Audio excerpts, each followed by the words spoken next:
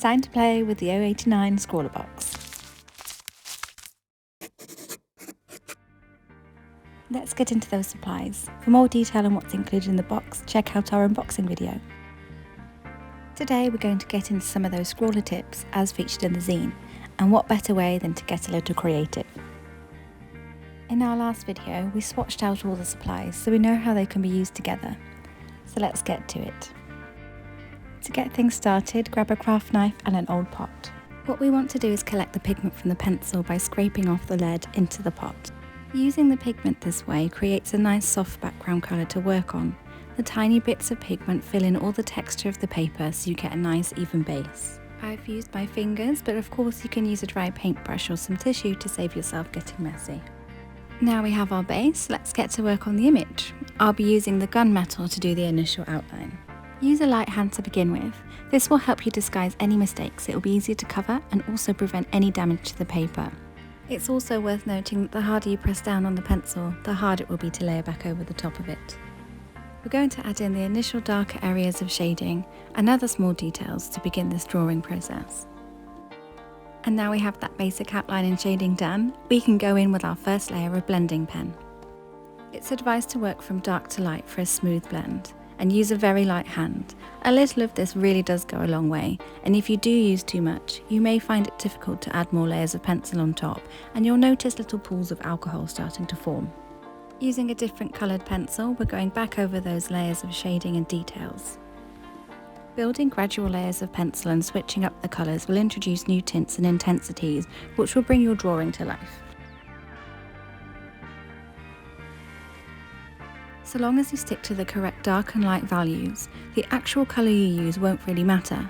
We covered this in our November 22 unboxing, so you can go check that out if you'd like to learn a little more on that subject.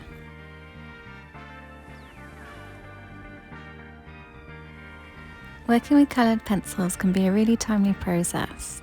It's all about building layers. You might find it can take a while for your work to look how you envision, so patience is key. You just need to trust the process and have some fun with it. Keep building those light layers of pencil until you're happy with how it's looking. The little fishy's really starting to come to life now.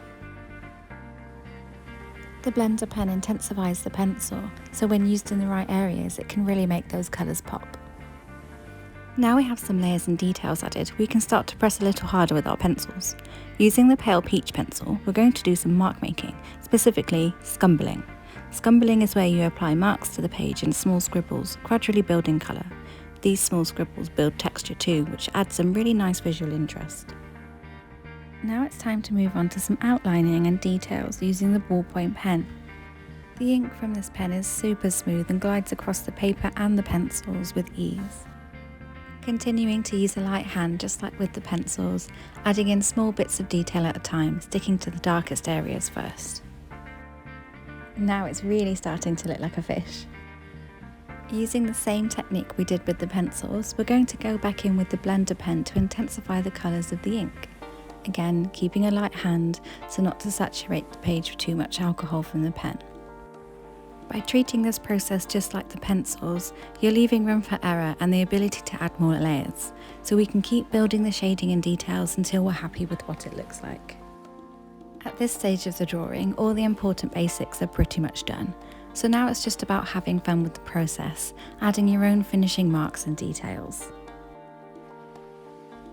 One thing that was quite fun to do with the blender pen after using the ballpoint was I was able to use the remnants of ink to create some subtle marks and dots, adding some character to this little fish. This also happened with the darker pencils, so I could keep using that pigment to make subtle little marks. Quite happy with the way this fish is looking now, so we're going to move on to the background using the blender pen and the ballpoint. To create more visual interest and a little bit more of a watery vibe, I'm laying down dots of ballpoint and blending it out using a circular motion. I also added dots to the background to subtly enhance the grey pigment we laid down earlier. No real technical reason, I was just having fun at this point. And our happy little fish is done. There's no right or wrong way to draw. It really is all about having fun and enjoying what you're working with. We hope you found this video useful. Give us a thumbs up if you want to see more like this, and make sure you subscribe so you don't miss out. Until next time, keep scrolling!